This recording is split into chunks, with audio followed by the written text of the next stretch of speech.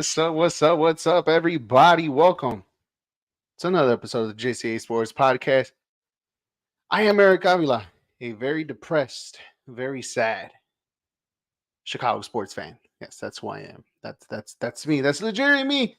But I'm gonna try to keep this positive, try to keep excited, try to do the best I can to be optimistic about all our Chicago teams. Well, some of our Chicago teams, right, on my point of view, but let's get to it. There's a lot to talk about today on today's show.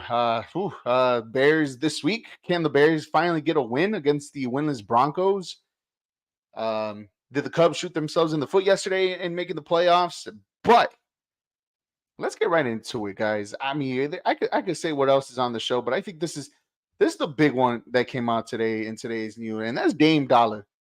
Damian Lillard to the Milwaukee Bucks. As you can see right there down on the ticker on your screen, this is what everybody's got. On a three-team trade between the Bucks, the Suns, and also the Milwaukee Bucks. Obviously, it goes to point out that Damian Lillard just goes to Milwaukee, and that's all Milwaukee gets. Duh, right? But everything else that comes along with it. Now, let's break it down. The Portland Trailblazers are rebuilding, right? The Phoenix Suns literally just got depth. As you can see right there, Damian Lillard from the Blazers goes to the Bucks. The Blazers get Drew Holiday, who they may trade, DeAndre Ayton, who they may keep, Tomiami Kamara, and the Bucks 2029 unprotected first round pick, and they swap picks in 2028 and 2030. First round picks too as well. That's what they get from the Milwaukee Bucks. The Suns get Joseph Nurkic, which, health and size. Grayson Allen, great off the bench. Nazir Little, who I think the Blazers just drafted this year, and Keon Johnson from the Blazers too as well. So, in overall, right, I want to say this is probably, I mean, if you want to grade everybody in their trade, I think Milwaukee, what they lose is what they gain in Damian Lillard, right? I think that's what you get, a starting point guard or two from Damian Lillard. Definitely a point with that team with Chris Middleton and also Giannis Antetokounmpo, which is the main thing. Giannis is getting another star player. I mean, they did it before. They did it with Giannis being the main guy and his 1A with Chris Middleton. Now he gets another superstar to go along with him. And literally just makes the East going through Milwaukee. And whatever the last hoorah is for Giannis and the Milwaukee Bucks, I think he has 2 years left in his contract, 2 or 3 years left with the Milwaukee Bucks. To be completely honest with you guys, I think this is the last step, the last hoorah for Giannis Antetokounmpo and the Milwaukee Bucks to win another championship to Milwaukee before he hits free agency. If he does hit free agency, that's if Milwaukee doesn't sign him to a long-year deal, a new long-term deal. But even then, even with that, all that being said, right? Whether he does leave or doesn't leave, this is to show to Giannis that, hey, we are willing to keep you here and give you whatever you need or whatever you want or whatever player you want to come play with you by giving you Damian Lillard. Now he's 33, right? But is he like a young 33 in a way? I know that sounds a little weird, but and we see Damian Lillard. And guys, if you want to join the show, the link is on here in the comment section. Join us on our show, whether via comment section or also via the link too as well. We could, just show up and help me out here in the today's show. But there's a lot to talk about, though. There really is. This is a very interesting sports topic, to the point where obviously there's no NFL. So, basically everybody just talks today, preparation for week 4 coming up. So the NBA did this, or whatever the NBA did, to put out this trade during the NFL season. This is why the NBA is the second greatest sport here in the United States.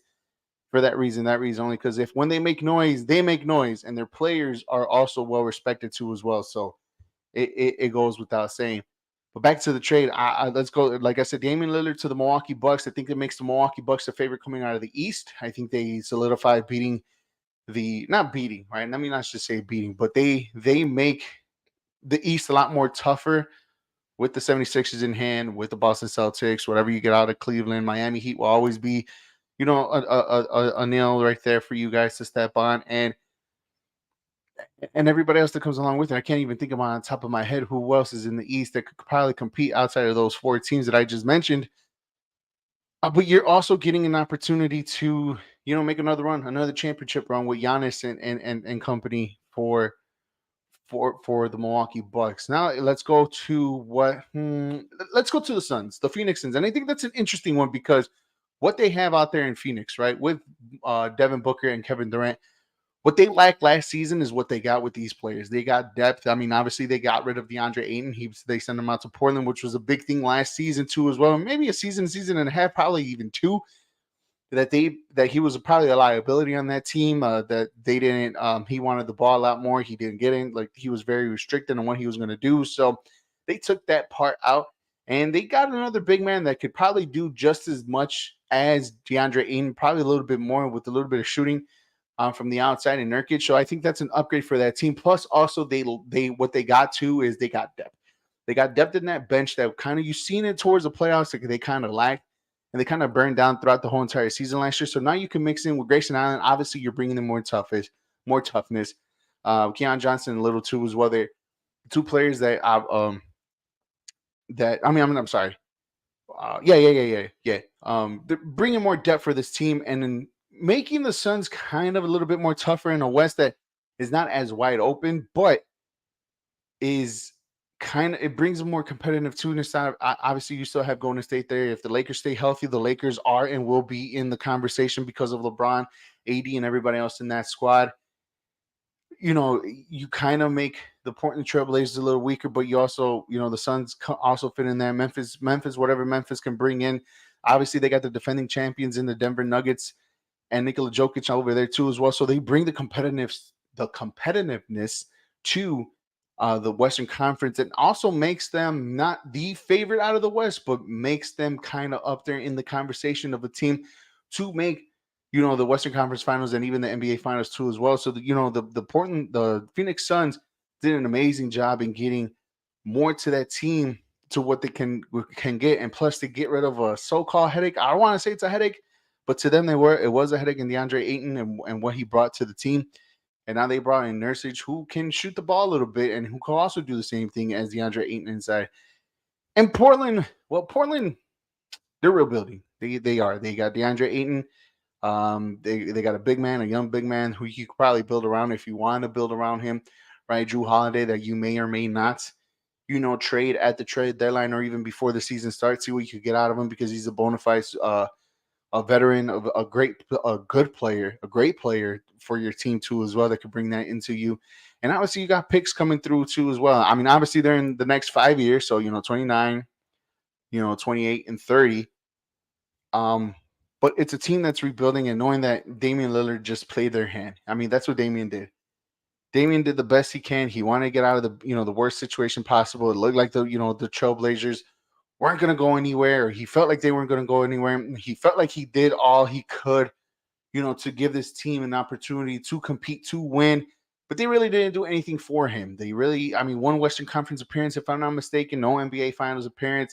A lot of memorable moments, though. I mean, obviously, you can, the 3-point shot to eliminate the Oklahoma City Thunder. Obviously, the same against the Houston Rockets. I believe that he shot that long three. There's a lot of moments that Damian Lillard gave to the Blazers, and I want to see he also is like their franchise leaders in multiple categories too as well. So Damian Lillard for 11 years did what he did that he could do with the Portland Trailblazers, and now it's time for him to go and get an opportunity to win an NBA title with one of, if not the best player in the NBA currently right now in Giannis Antetokounmpo.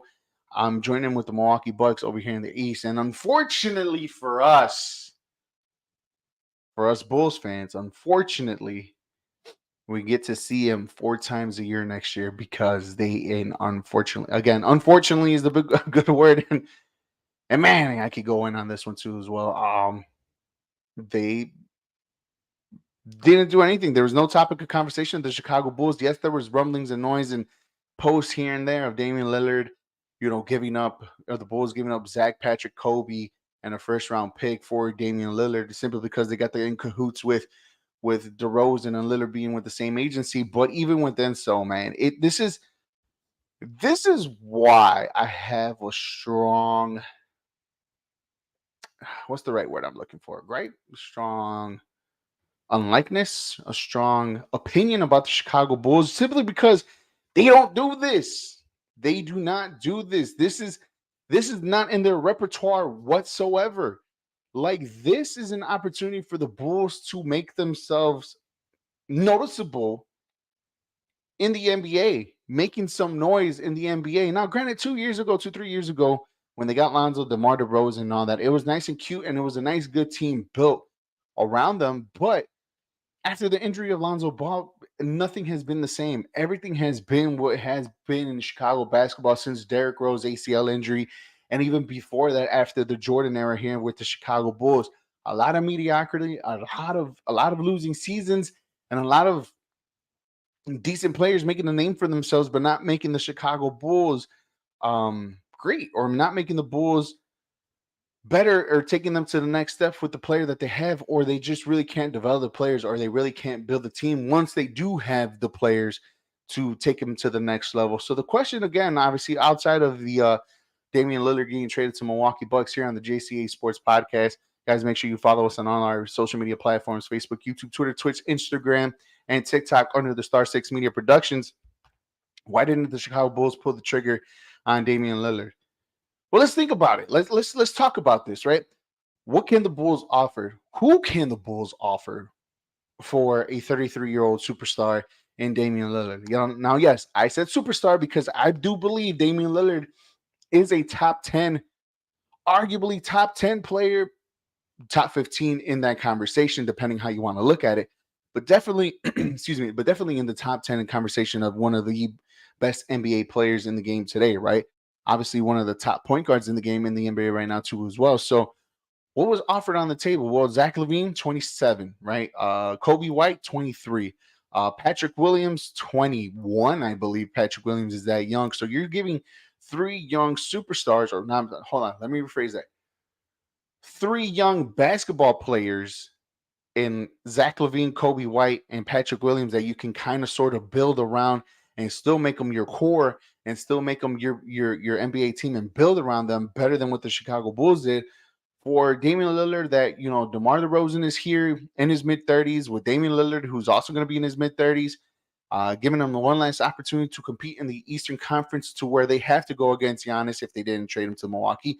The Celtics, the Nets, the who else is out there? I don't know, the Pacers. I don't know who else is the Miami Heat. Teams like that were just in the NBA playoffs of the season before.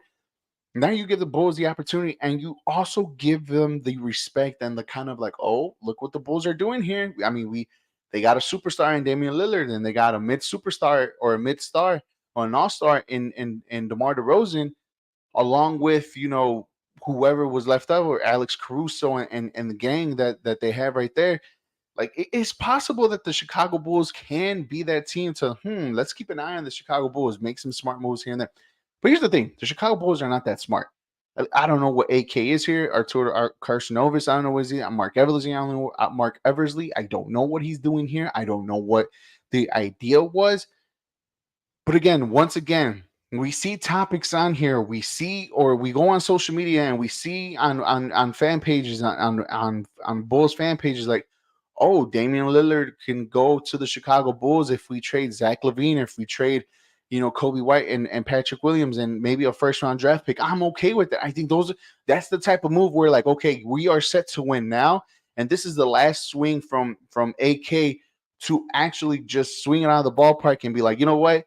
I try to retool this team. I try to do this. I try to do it like this.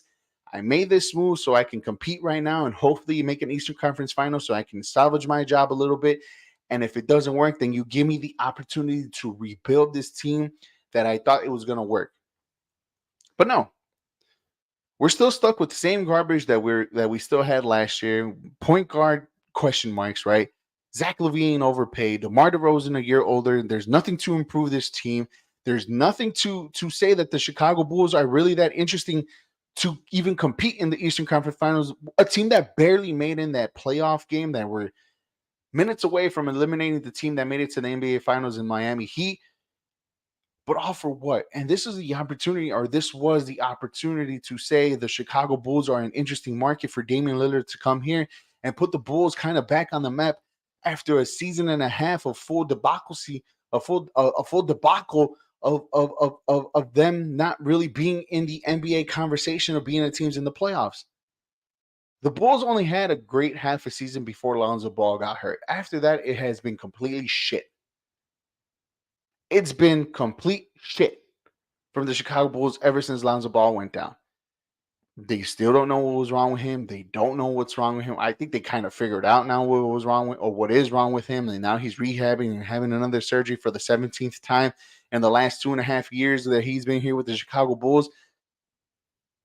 But you have an opportunity, or you had an opportunity for a guy who wants to get out, or who wanted to get out of Portland. You had an opportunity for a guy who wanted to leave a team, and you had some young assets on your team that you can just trade away and be like, look, I'm gonna do it with this roster, and I'm gonna take a swing with 2 veterans that can maybe get me into Eastern semis or probably Eastern Conference Finals if I can put the competitiveness out there.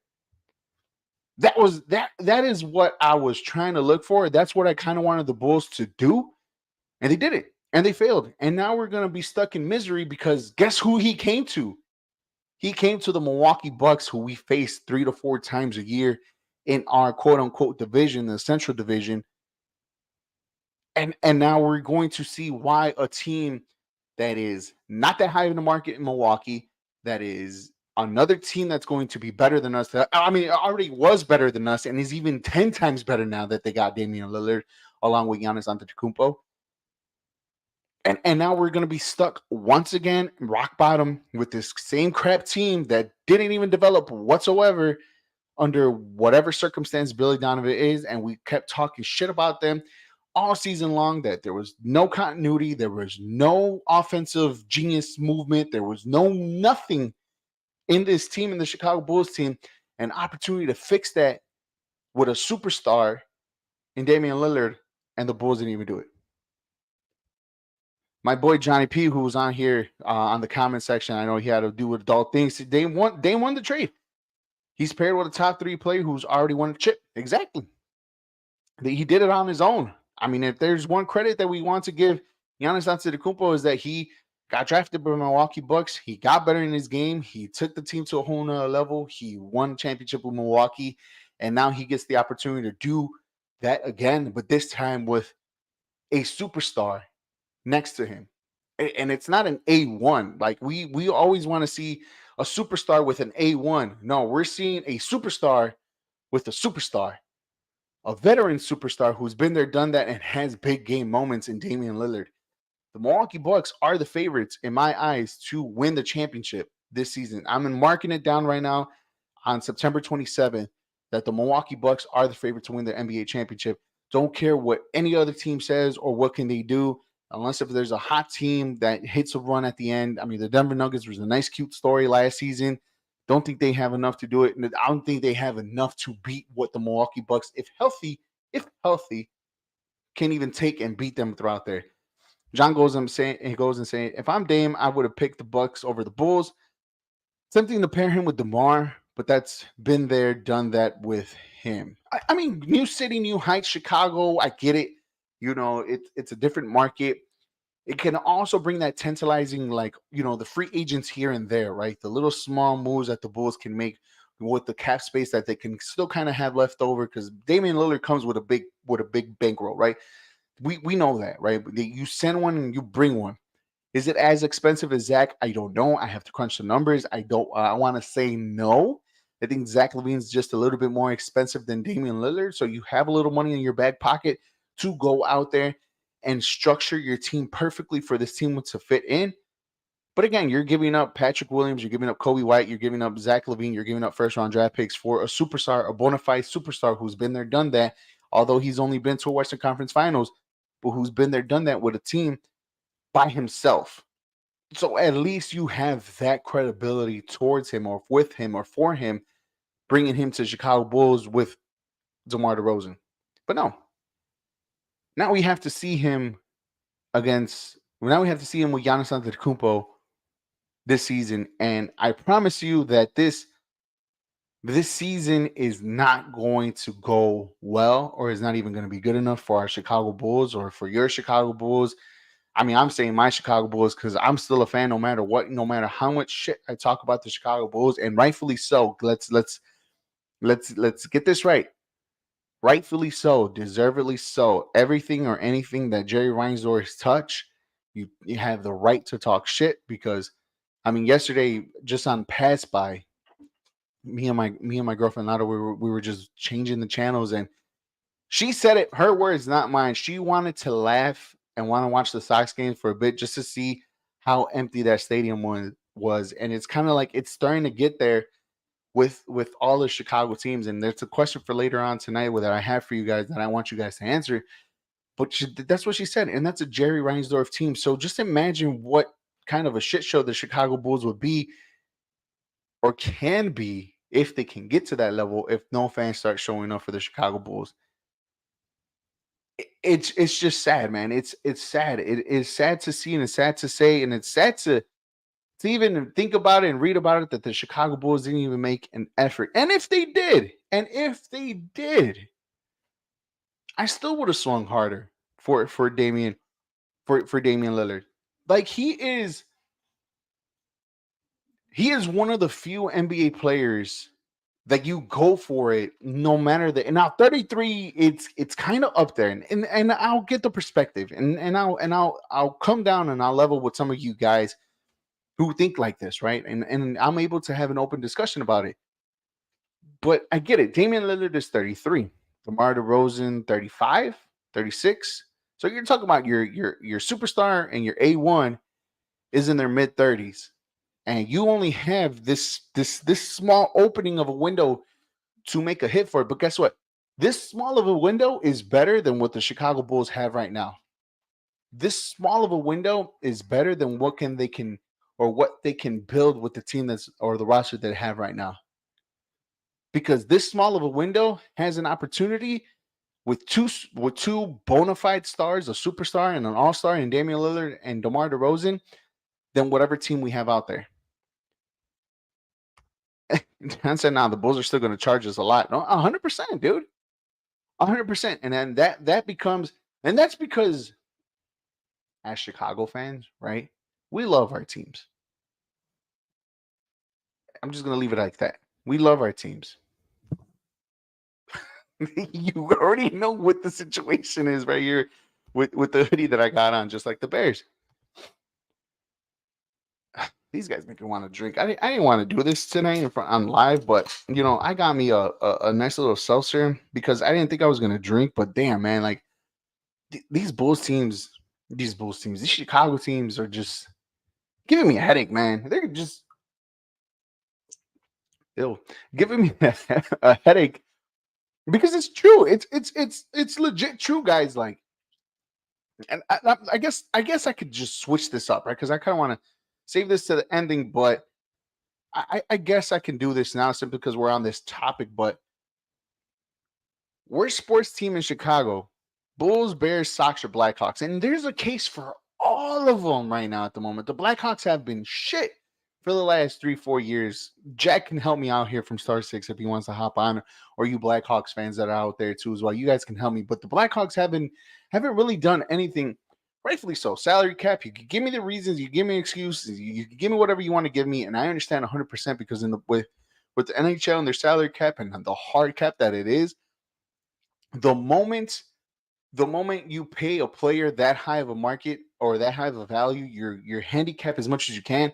And the Blackhawks had two in Taves and Kane, and unfortunately, health kind of hindered them a little bit. Right, health did hinder them a little bit, but you still got to build a team around them, and I didn't think they did a great job, right? Again, I just made my case for the Chicago Bulls. They threw money away. To this day, until proven otherwise, they threw money away at Zach LaVine. They just gave the man some money, and they threw it away. They just gave him the cash, and he doesn't make the team better, and he doesn't. And he just doesn't make himself look better, if that makes any sense, right?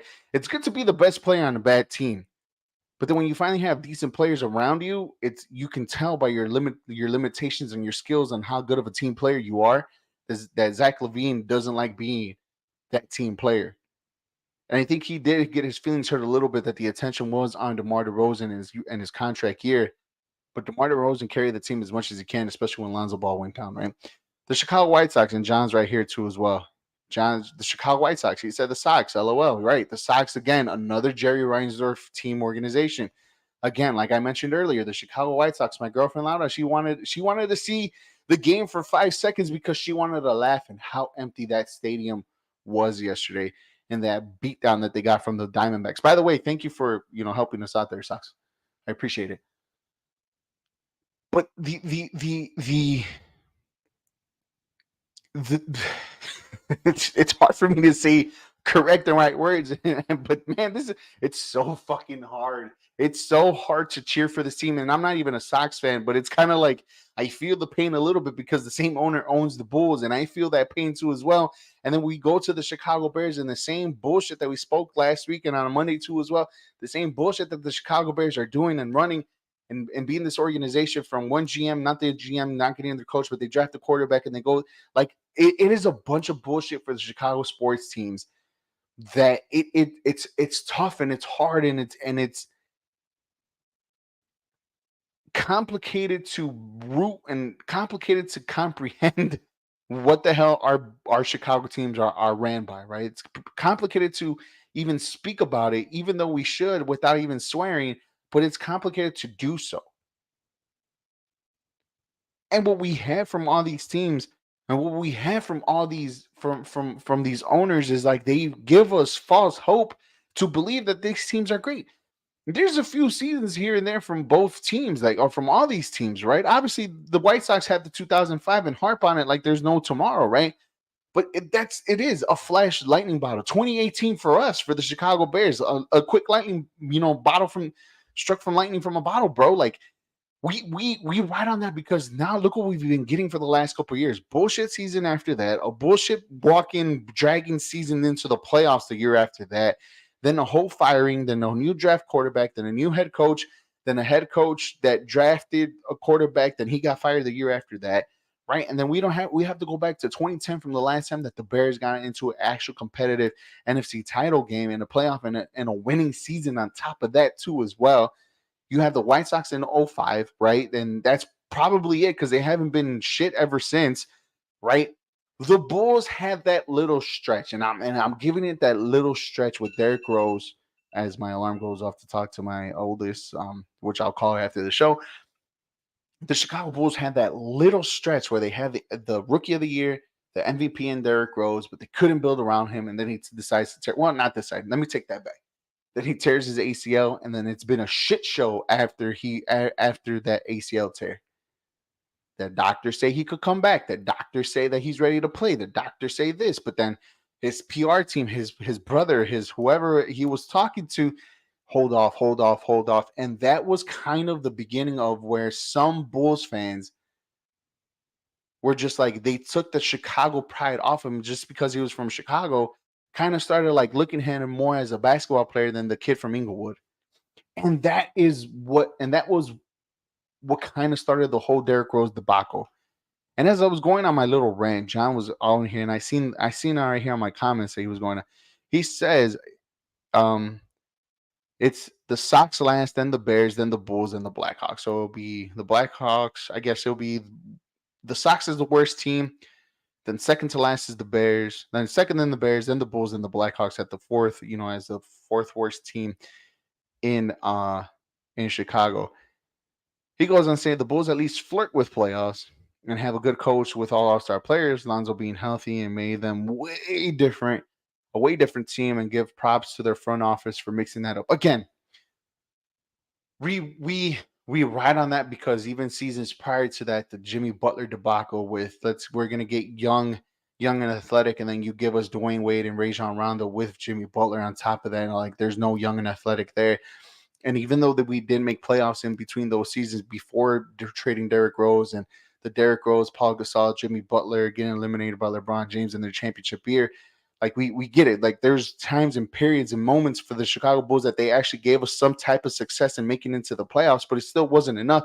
And it wasn't good enough because we knew that that team wasn't good enough to beat LeBron James, whether if he was in Cleveland or if he was in Miami. We knew that that team was not good enough to do so. Right? He goes on and saying right here, and it goes, the Sox have just done less and less since COVID.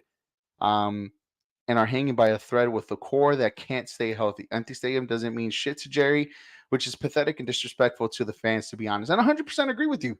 I 100% agree with you because you're talking about a guy or a team that majority of the teams around baseball make their money sort of kind of in the baseball, within the baseball stadiums, right? Whatever they get in revenue, whatever they get in food, concessions, blah, blah, blah, this and that. They get a good chunk of it, right? Outside of the TV deals, right? And obviously with the cable and Chicago Sports Net that is ran by the Chicago Sox or the Chicago White Sox, should I say, they get that cable money, right? But unfortunately, it's still not good enough because Jerry Reinsdorf a few months back was saying that, it's getting less and less now. He's not getting that much money because people are streaming instead of buying cable services. So he can't win a lot more. And he now can't sell hope that his team comes in second because his team is trash. His team sucks, and it's proven on the field or on the diamond, should I say. And you're right, it is disrespectful and it is pathetic that an owner is like that he doesn't care if he has 250 fans that were in this. And now I'm over exaggerating. I know I'm over exaggerating on the numbers, guys. Please don't come at me, but think about it. Like you have a stadium that fills 38,000 people, and you only have like 2,000 people. Might as well be 250, right? Because that's how empty that stadium looked yesterday. But that comes down to ownership. That comes down to what the owner puts on the field, along with the debacle that they have with, it's not really a debacle, but firing Kenny Williams and I forget who else they fired on top of that too as well, and not really giving that look outside of the White Sox organization to give you a different view. Instead, they hire within a team or within the organization that, by the way, hasn't really been a great organization since 2005 and prior to that too as well. It's been the amount of seasons that the White Sox have been into the playoffs is astounding since Jerry Reinsdorf took over the team, right? So now you're going based off of, I know I'm comfortable with this because I don't have to do the hard work and looking at the Marlins organization or looking at the Yankees organization or looking at, the Braves organization or the Astros organization, or I don't have to look. I could just keep it within and keep it plain view because guess what? I can strike lightning in a bottle for a bit. People will come back and be excited, and then that's it. And that's a pathetic way to look at it because as Sox fans, for you Sox fans that are out there, that's a sad way to know that that's how your team is being ran. And I know we have a lot of Sox fans in our shows or watching our shows or commenting in our shows. And I know we do. And John's one of them. And he's part of the show. He's a big ass diehard Sox fan. But it's the same bullshit year after year after year. And to talk about, and I know there was that famous quote by Sox fans, completely useless by September. That's how they think about the Chicago Cubs. But in all reality, the Cubs, the turn of this millennium, has been the better baseball team in Chicago. So it's like you guys harp on 2005, and some harp on 2005, but that's basically it. Oh wait, was the last time you made the playoffs after that, and then after that, I don't even remember even then. So, but the fact that the ownership really doesn't care on how or what the fan base thinks and feels is disrespectful to you guys because it's disrespectful to me because he owns the Chicago Bulls, and I see that year in and year out with the Chicago Bulls. So I understand what Sox fans are going with the ownership of Jerry Reinsdorf. Whew, these guys make me fucking drink, man. I swear. It doesn't get better. Like it doesn't get better. When will it get better for our Chicago teams? Because like John said, the Bears are just worse and worse, and it's sad because they actually made moves. And that's 100%. They made moves. They made moves. And we're going to get into them a little. We're going to talk about them right now in a little bit too as well. As you guys are watching, listening to the JCA Sports Podcast here on Facebook, YouTube, Twitter, and Twitch under the Star 6 Media Productions and the John Conavi Facebook page, guys. Make sure you like us. You hit the little bell. You can get notified when our shows are live, not just only the JCA Sports Podcast, but also Only Football, 3 Up, 3 Down, and Slapshot from the hockey show that we got going on, guys. The question of the night, guys, what sports team in what's the worst sports team in Chicago? Bulls, Bears, Sox, or Blackhawks? I want to know what you guys think. Post it on our poll on our social media page too as well. We want to know what you guys think. Want to keep this conversation going because it's sad. It's sad. It's sad that we're living like this, and it's sad because John says, "And I'll be there on Saturday." Dollar tickets, I think tomorrow at the Sox Stadium. Dollar tickets. I think I heard half off on food too. I don't know. I could be wrong. I can care less. My team is struggling to make the playoffs, and I haven't looked at the live score yet. But hopefully, 3-3 in the eighth inning.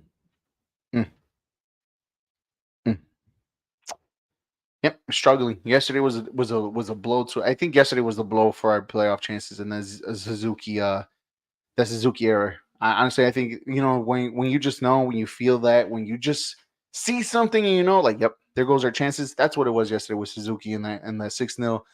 They were up 6-0 and they ended up losing 7-6 or 8-6. I forgot the score was yesterday, but yeah, now it's 3-3. Oh, hey, look at that. Gomes single to right. Swanson scored 4-3 Cubs. There you go. But I think it's a little bit too late. You're right, John. They were up 3-1 and now they're up 4-3, and they were up 3-1. And again, they're competitive. My Cubs are competitive. They've been like that throughout the whole entire season. There's games where they score 50,000 runs, and there's games where they barely struggle to score 3. And a very opportunistic team that the Chicago Cubs offense is. The pitching's out there. And we're squeezing the last bit of juice out of that pitching staff. And if we make a run, I don't know how long it's going to be or how long they're going to make it. If they even the Milwaukee Brewers. But yesterday just felt like the playoff chances or the playoff hopes were just going to be decimated because of that error in that game yesterday when they were up 6-0 and then they ended up losing. And I just hope I'm wrong. I really do. The one thing I want to say about you guys, and I know I was away from the mic, but the one thing I do want to say to you guys is that I do hope, I do wish, and I want all my teams to prove me wrong from what I say, because we can all see what's on the field, on the pitch, on the diamond, on the court. We can see it with our own 2 eyes how our teams really are. I just want to be proven wrong and just be excited that I'm being proven wrong. And another team that I wish can prove me wrong is the Chicago Bears, man. JCA Sports Podcast here on Facebook, YouTube, Twitter, and Twitch, guys. The battle of the winless, I guess that's going to be a battle of the winless in the lakefront on Sunday. Broncos 0-3, Bears 0-3. Is this the week that the Bears get a win? Now let me speak positive about it. Is there even a positive is it even a point to be optimistic, right? But I'm gonna do it. The Broncos are 0-3. That's it. That's it. To be honest, that's it. No, but no. There has to be some point, just like last season. Just like last season, there has to be a point. There has to be a moment in this season that the offense turns it around. We saw it last season for that Monday night game against the Patriots, which was their last win. We saw it a little bit when they came off the bye that they still ended up losing against the Detroit Lions. But the offensive numbers and production were there, right? They scored more than 20 some odd points in each and every game, even though they lost in between those games. They still were exciting to watch. Justin Fields was amazing as hell. I mean, the best athletic defensive team that they played last year in the Dallas Cowboys, the Chicago Bears scored, I think it was a 30-pointer. I want to say that they scored on the Dallas Cowboys. Now, granted, they got 50 on them, but it was an exciting 20-point loss, right? Because we were just like, damn, man, like, I mean, look, we were just Excited to see that the offense was clicking, the offense was doing great, and we know that the Bears sucked last year, and there was a lack of talent.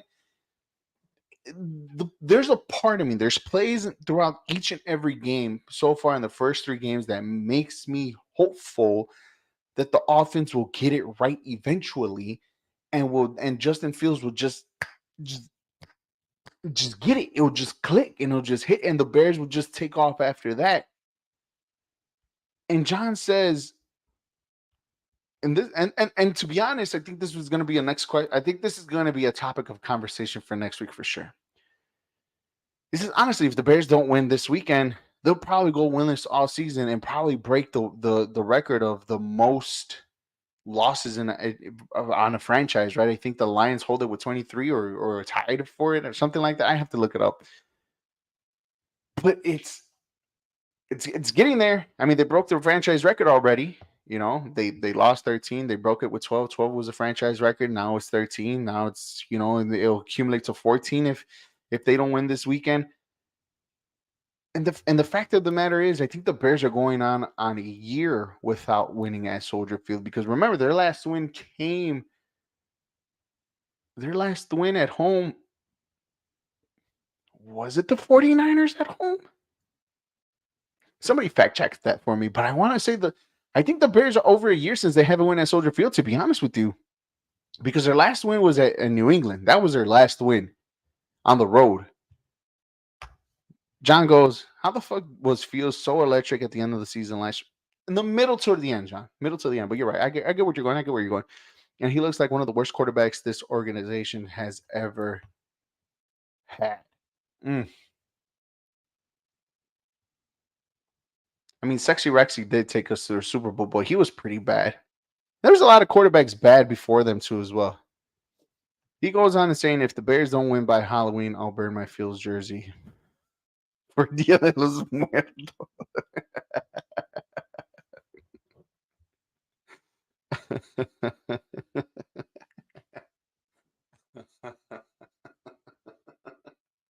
That's a good one. That's the quote of the day. This is going up on our social media posts for sure. If the Bears don't win by Halloween, I'll burn my Fields jersey for Dia de los Muertos. I mean, it's getting to that point, guys. I mean, we already saw it over the weekend on social media. Some Bears fans are already burning his jersey. But again, it goes back to the earlier question: which is the worst Chicago sports team, right? Who is it? What team is it? What organization is it? And this is an organization in failure too, as well, from the top on down. McCaskey saying he's a fan, he's not a football evaluator, going on down to, GMs after GMs after GMs, head coach after head coach after head coach. I mean, we could go far as back as Lovie Smith, who was our longest tenured head coach for the Chicago Bears, took us to the Super Bowl, NFC title game, and whatnot. And we've had 5 coaches since, right? We've had 3 quarterbacks, 5 head coaches, 3 GMs. The list goes on and on. The list goes on and on, and it's one of those. It's getting bad. It's getting really, really bad for the Chicago Bears fans. If you're not feeling there, and everybody says it, the worst feeling that a sports team can feel is when the fan base feels empathy for your team, because that's when you just can't get them anymore, and that's where you just lose everybody on top of that. John goes, people are saying tank for the first pick next year, but you can't even have hope or nor trust in the Bears getting a new quarterback. They're just going to ruin another talent. Now, the only way, John, I guess you can say that is the only way that's different is that if there's a new head coach to come along with him, right? If there's a new head coach with a new quarterback, now you're still going to be stuck with Justin Fields, right? I don't know if you can get rid of him if you want, or if you trade him away, great.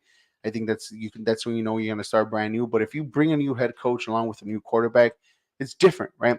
You guys got to remember, and I think a lot of people, I'm not sure if people even remember, but Matt Eberflus wasn't Ryan Poles' guy, guys. Remember that. They hired Matt Eberflus before they even got Ryan Poles, right?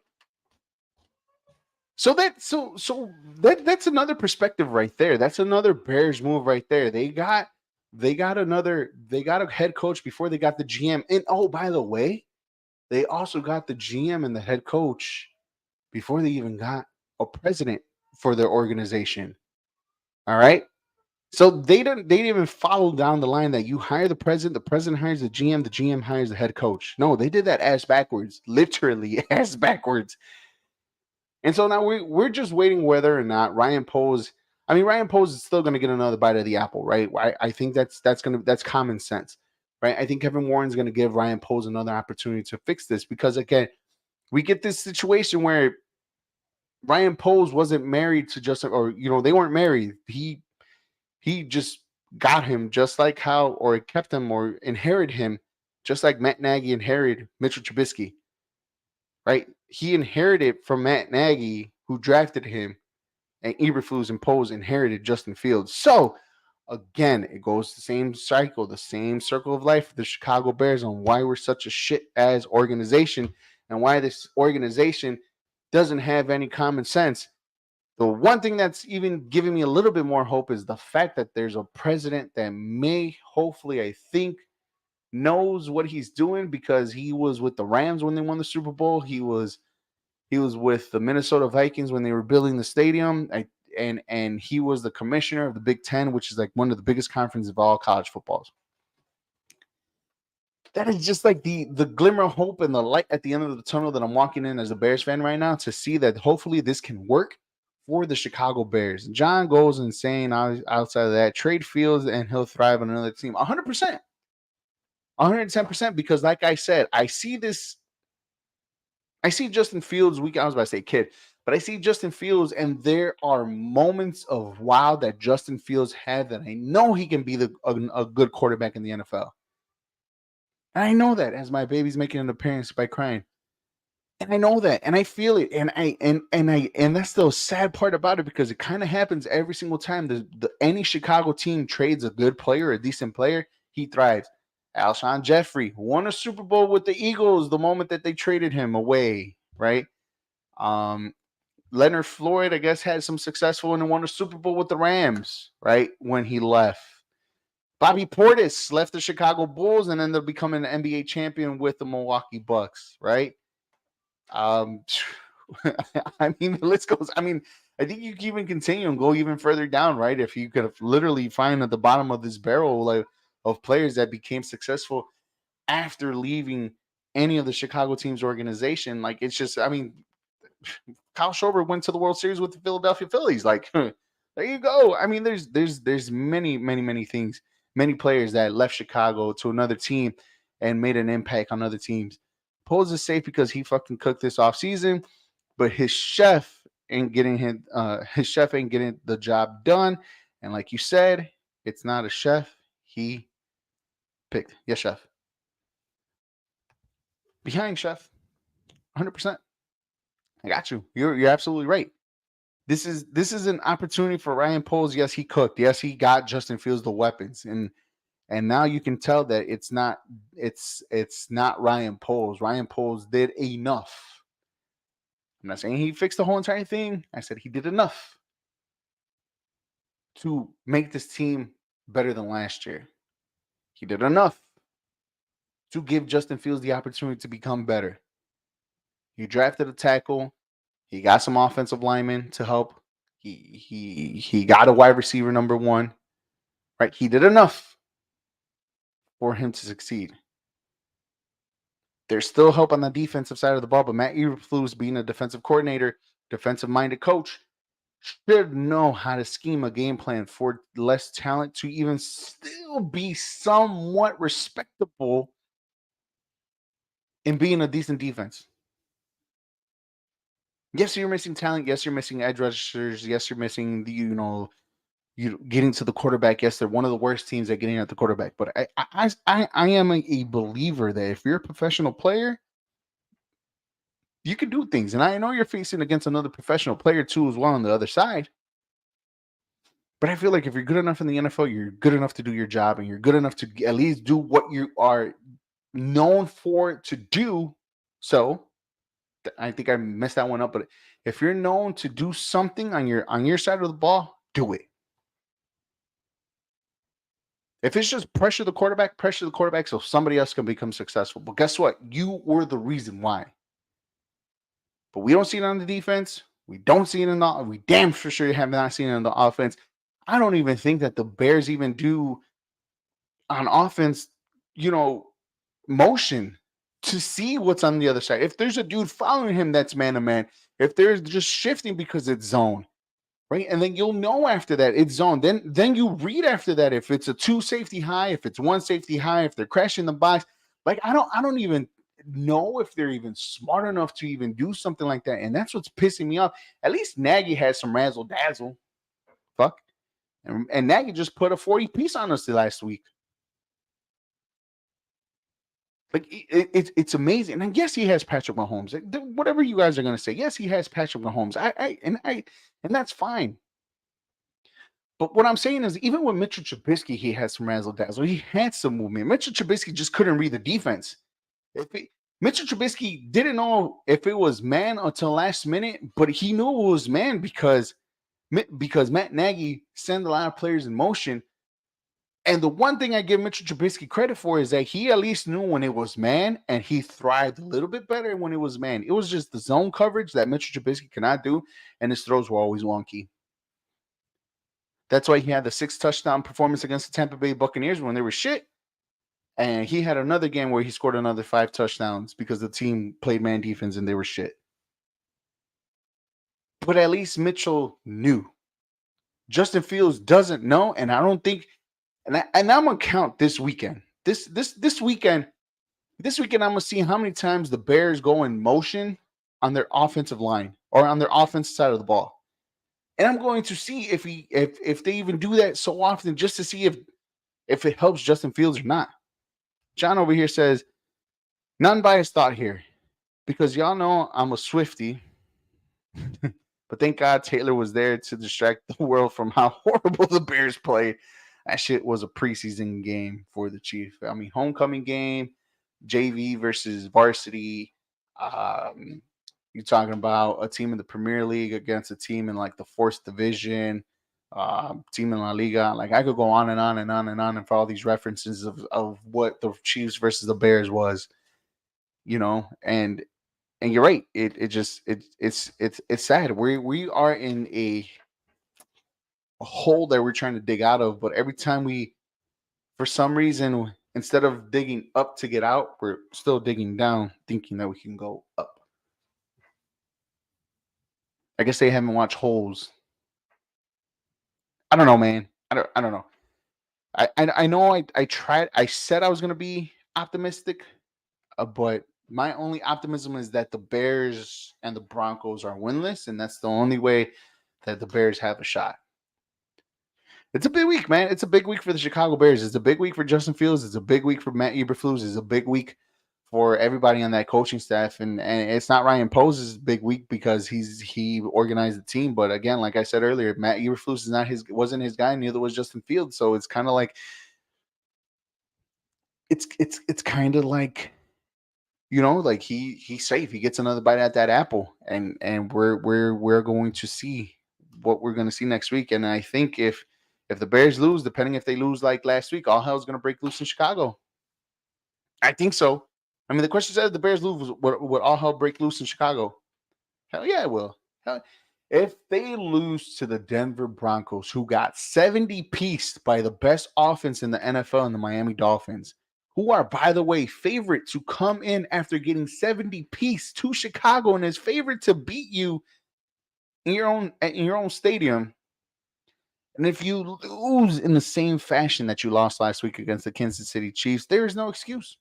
There is no excuse that anybody's job is safe, including Justin Fields. If we're getting another 11 for 22 for 99 yards and a touchdown and an interception from Justin Fields, again, give me Bajet.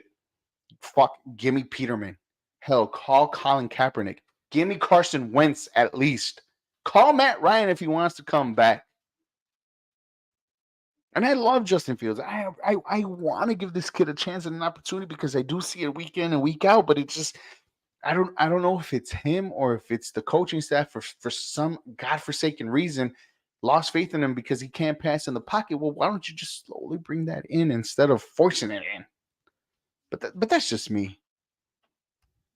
It says more on the Broncos if they lose to us though. You got two Super Bowl winning Hall of Fame coach and quarterback over there. 100%. No, John, you're 100% right, bro. That too. I mean, it's a damn.